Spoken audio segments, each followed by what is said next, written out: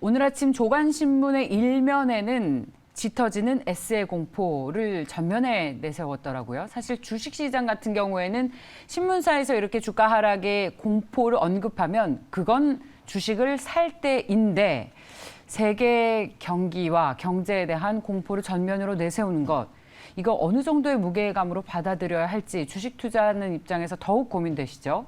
박재영 스페셜 한국투자증권의 박재영 차장과 함께합니다. 어서 오십시오. 안녕하십니까.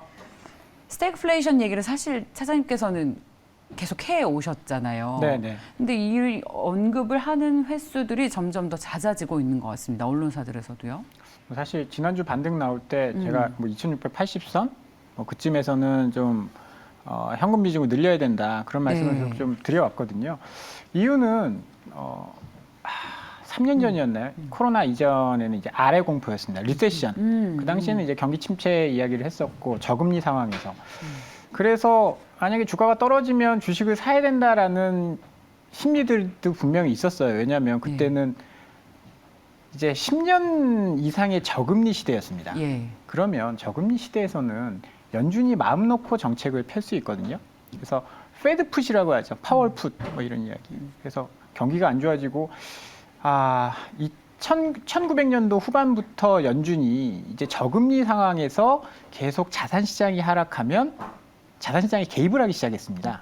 그래서 돈을 풀어주고 주식이 오르고 그러면 떨어지면 무조건 연준이 올려줄 거니까 주식 사면 돼라는 이야기였는데 지금 그때와 상황이 조금 달라졌죠. 지금 많은 단체들에서 엊그저께는 월드뱅크였고 어제는 OECD였고 성장률 전망치를 낮추고 있습니다. 조금 공포스러웠던 거는 성장률 전망치는 낮추고 물가 전망치는 높였습니다. 그래서 월드뱅크에서 한 얘기가 꽤 오랜 기간 동안 성장률, 평균보다 낮은 성장률을 기록할 가능성이 있고 꽤 오랜 기간 동안 평균 물가보다 높은 물가를 경험할 가능성이 높다라고 얘기를 했어요. 이 말인 즉슨 스태그플레이션 아니냐라고 생각을 하게 만드는 거죠. 그래서 표에 보시면 지금 많은 이제 경제 단체들, 뭐 월드뱅크라든지 OECD라든지 IMF라든지 성장률 전망치를 낮추고 있거든요. 월드뱅크 같은 경우에는 올해 이제 1월달에 4.1%였던 세계 성장률 전망치를 2.9까지 낮췄습니다. 이게 앞자리가 바뀌는 것도 별로 없는 일인데 앞자리가 4에서 2로 바뀌는 거는 굉장히 크게 바뀌었죠. 왜냐하면 이제 처음 보는 것 같아요. 1월과 4월 사이에 2월에 전쟁이 있었잖아요. 그 전쟁의 영향이 조금 있는 거고 어제 발표한 이제 OECD는 더 심각합니다. 4.5%에서 3%로 낮추게 됩니다. 폭이 더 비율로 따지면 더 크죠. 성장률은 이제 월드뱅크가 보는 것보다 좀 높다라고 보지만 4.5에서 3%, 그러면 33%를 낮춘 거거든요. 여기다가 OECD 같은 경우에는 내년의 성장률을 하향 조정했어요. 월드뱅크나 IMF는 내년엔 그래도 좀 더 괜찮을 거야라고 이제 생각을 하고 있었는데 IMF 같은 경우에는 그래도 그나마 높죠. 3.6%니까. 왜냐하면 저게 4월 수치입니다. 4월에 발표한 지표라서 이제 한 달 뒤에 계속 이제 급변한 유가가 이렇게 올라가는 그런 것들이 반영이 안 됐을 가능성이 높고요. 걱정하는 거는 미국입니다. 미국이 사실 그저께 반등할 때는 어떤 모습이었냐면 월드뱅크가 스태그플레이션 이야기를 함에도 불구하고 미국 증시가 올랐는데 그 이유는 미국은 괜찮아 였습니다. 왜냐하면 미국이 그날 발표했었던 무역 수지가 4월달 무역 수지 적자가 19% 감소했거든요. 1분기 미국이 GDP가 마이너스가 났습니다. 왜 마이너스가 났냐면 무역 수지 적자가 너무 심해서 마이너스가 난 상황이었고 그 당시에 바이든 대통령이 나와서 기자회견하면서 한 이야기가 소비는 괜찮습니다. 그래서 일시적인 현상이기 때문에 2분기에는 괜찮아질 거예요 라고 이야기를 했는데 이 얘기 어디서 많이 들어왔죠 작년에. 파월이 물가는 일시적이에요. 그렇죠. 그래서 오히려 시장에서 신뢰를 더 잃지 않았습니까? 그래서 지금 미국이 굉장히 안일하게 생각하고 있는 것이 아닌가라는 생각이 전 들었거든요. 왜냐하면 그때 타깃이 2분기 가이던스 발표하면서 주가가 좀 빠졌습니다. 2분기에는 실적이 안 좋을 것 같아요. 왜? 물어보니까 이게 재고를 쳐내는데 우리가 할인을 너무 많이 해줬어요. 지금 사람들이 미국은 유가가 굉장히 심각한 상황이거든요.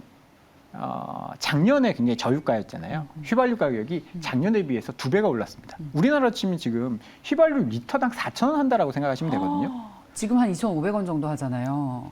아, 좀 비싼 동네 사시네요. 아, 잘 사는 동네는 그렇게 비싸고 제가 사는 동네는 지금 왜 그러십니까? 2,100원에서 예. 2,050원 사이 휘발유가 그렇거든요. 곧 3,000원까지 간다는 얘기도 있어요. 아, 그럼 굉장히 공포스럽겠네요. 그래서 걸어 다니기로 했습니다. 저는. 그렇죠. 소비를 줄여야겠죠. 네. 근데 어쩔 수 없이 차를 몰아야 되는 사람들은 예. 소비를 줄일 수밖에 없는 그런 상황입니다. 예.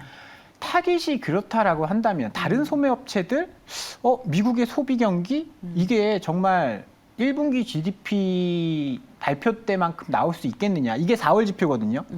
그러니까 4월에 무역 수지가 줄어들었기 때문에 2분기에는 GDP가 괜찮을 거야. 이게 틀릴 수 있다는 이야기죠. 그렇군요. 이게 IMF도 그렇고 죄송합니다. 월드뱅크도 그렇고 OECD도 그렇고 미국의 성장률 전망치를 크게 낮췄습니다. 예. 어디까지 낮췄냐면 2.7%까지 낮췄거든요. 3.5에서. 그런데 지금 미국에 대해서 가장 잘하는 나라는 어딜까요? 미국에 대해서 가장 잘하는 나라는 미국이겠죠? 그렇죠. 네. 맞습니다.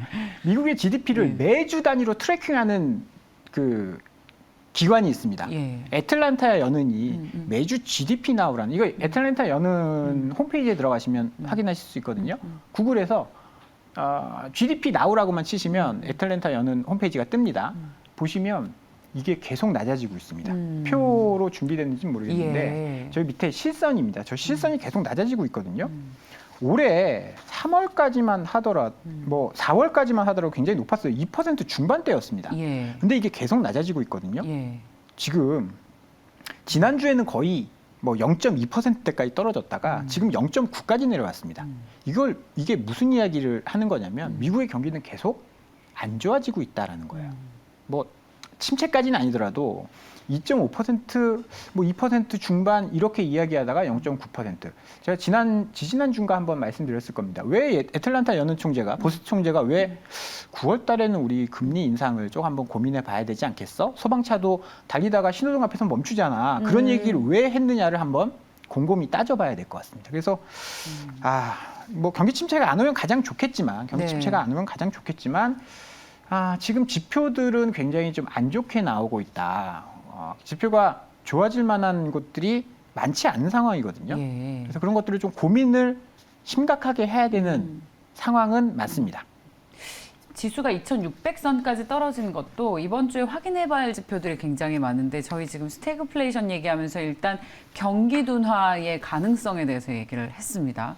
그렇다면 물가 전망을 또 해봐야 될 텐데 금요일 밤에 나오죠? 미국에서 물가 지표가.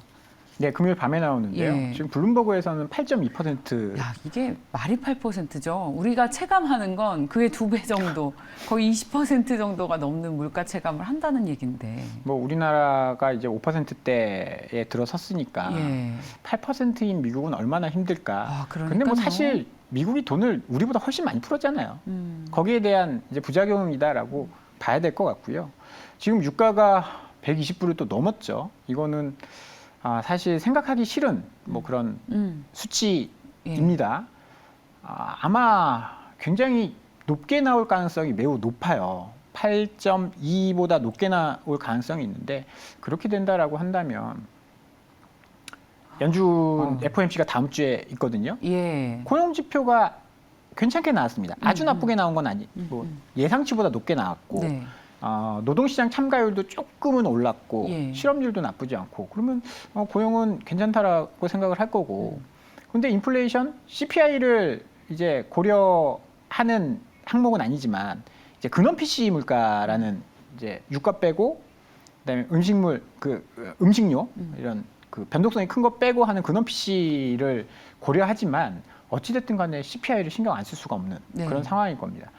이게 5월달 데이터 이전에 4월달 데이터도 굉장히 높게 나왔잖아요. 여기에서 뭐가 문제냐면 지금 휘발유나 음식료를 제외하고라도 그러니까 이제 변동성이 크고 유가 때문에 그래 그다음에 에그플레이션 때문에 그래 이런 걸 제외하고도 메디안 값이라고 하는 중간값 이게 많이 높아지고 있거든요. 이게 무슨 얘기냐? 유가가 올라가고 음식료 올라가고 이런 것들 그다음에 인건비 올라가고 이런 것들이 전반적인 물가를 끌어올리고 있다는 뜻이거든요. 그러니까 일시적인 것이 아닌 유가만 잡히면 괜찮아. 음식료가만 잡히면 괜찮아. 네. 이런 것이 아닌 상황으로 지금 되고 있다라는 거예요. 예. 전반적으로 상승하는. 예. 그렇기 때문에 연준도 사실 긴축 기조를 계속 이어갈 가능성이 매우 높다라고 보고요. 이제 블랙아웃 기간에 들어갔어요. 연준 예. 인사들이 이제 아무 얘기 못 합니다. 들어가기 직전에 연준의 부의장이죠. 블레이너드 부의장이 9월에 중단 없어라고 못을 받고 들어갔잖아요. 네. 그래서 그러니까 페드 풋을 기대하기는 지금 쉽지 않은 상황이고 인플레이션은 계속 좀 유지될 가능성이 높다. 유가도 계속 올라가고 있고 CPI에서 가장 높은 부분을 차지하고 있는 게 주택 가격입니다. 네. 렌트비. 이게 사실 우리나라도 그랬잖아요. 임대차 보호법 이런 거 되게 많았잖아요. 예. 미국도 코로나 때문에 그러니까 그 임차인을 쫓아내지 못하는 법안이 있었어요. 근데 그게 이제 종료되고 나서부터 네. 렌트비가 지금 계속 올라가고 있거든요. 예. CPI에서 30%를 차지를 하고 있습니다. 그럼 CPI가 쉽게 내려갈 수 있을까요? 뭐 중고차 가격 막 급등했었던 작년 같은 경우에는 중고차 가격만 내려가면 괜찮을 거야라고 했는데 지금 그런 문제가 아니다라는 거죠. 그래서 CPI를 뭐 미국도 그렇고 좀 걱정스럽게 지켜봐야 될 것 같고요. 이게 또 다음 주 FOMC까지 이어질 가능성이 매우 높다라고 봐야 될 것 같습니다. 이 계속 경기에 대한 경고를 네. 해주고 계십니다. 그렇죠. 그럴 수밖에 없죠. 지표들이 계속 좀 둔화돼서 나오니까. 이게 그 소위 저희가 1970년대 오일 쇼크와 같은 스태그플레이션이 올 것이다. 언론사에서도 이제 본격적으로 오일 쇼크를 경고하고 나섰습니다. 네. 현실화될 가능성 얼마나 있다고 보십니까? 저는 이제 주식을 하는 사람이니까 없었으면 좋겠고 네, 가능성은 지금 높지는 않다라고 봐요. 그래요. 우리 전체 스태그플레이션이 왔던 게 2번 정도뿐이 없었거든요. 실질적으로. 그러니까 우리가 로또를 맞을 확률이라고 정도예요? 보면 될 것 같아요. 70년대 안 계셨잖아요. 경험 못 해보셨잖아요. 네, 대부분이 그렇거든요. 그래서 네. 가능성은 높지 않은데 혹시나 오면 굉장히 큰 충격이 있을 수 있기 그렇죠. 때문에. 저희 부모님께서 70년대 결혼하실 때 결혼자금 반토막이 났었다. 그런 말씀을 하셨었어요. 네. 그러니까 생활에 직접적인 타격이 있었다는 거죠. 맞습니다. 그래서 네. 뭐 저희 때 자라났을 때는 굉장히 인플레이션에 대한 공포가 심했었는데 네. 지금 세대들은 또 다르거든요. 저금리 시대에 적응되어 있는 세대이기 때문에 뭐 조금 다르다라고 생각을 해요. 그래서 어찌 보면 대비가 안 돼 있어서 올 가능성은 좀 더 높아지지 않나.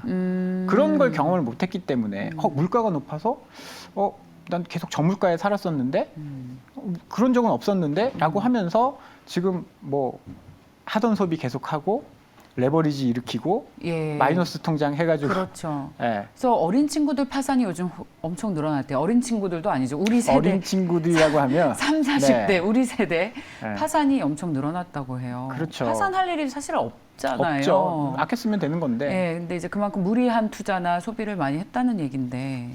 그래서 가능성은 전혀 없다라고는 지금 얘기할 수 없는 것 같아요. 지금 상황들이 매우 좋지 않게 돌아가고 있는 게 지금 모든 것들이 뭐 제가 여러 번 이야기하지만 저희는 이런 방송을 하고 네. 주식시장에 있고 경제를 계속 보고 있기 때문에 그쪽으로 편향될 수밖에 없어요. 금융과 관련된 사고 방식을 가질 수밖에 없습니다. 근데 지금 세상은 그렇게 안 돌아가고 있거든요. 예.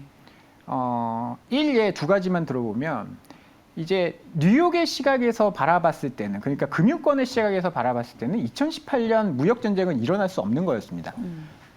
트럼프 대통령이 관세 매긴다라고 할 때 거의 대부분의 한 100명이면 99명?